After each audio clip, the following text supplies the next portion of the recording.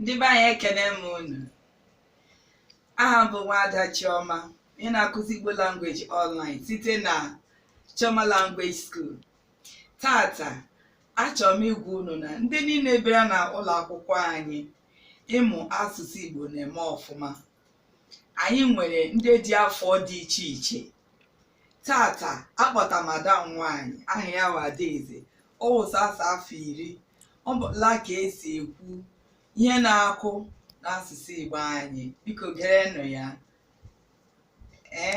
Ọ ga-amasị unu na anyị na-eme ọfụma. Daalụnụ. Baby girl, ajụọ gị sị gịnị na-akụ mgbe ọ wụ 9 AM? Eleke ị ga-esi kwuo ya. Ọ kụọla elekere 9 nke ụtụtụ. Ekwe hụrụ ya? Ada nwanyị o nwere ụbụrụ isi. Ndị niile na-abịa n'ụlọ akwụkwọ anyị ha nwekwara ụbụrụ isi dịka ya. Gekwe n'ọzọ.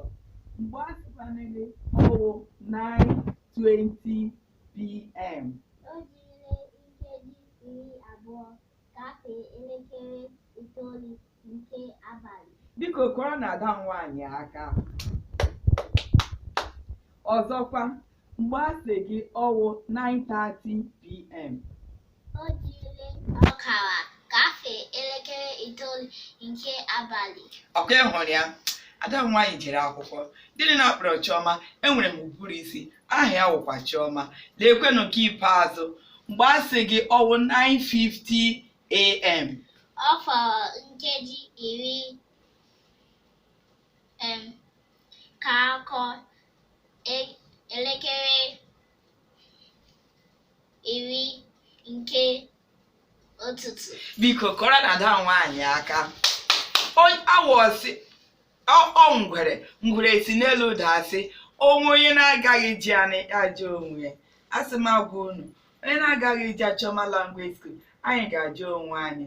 Lenụ na ada nwanyị gịnwa, mmadụ ole n'ime unu ụdị agadi n'ala Igbo anyị nwere ike ikwu ihe na-akụ n'olu Igbo anyị? Biko kpọtara anyị na-eje unu.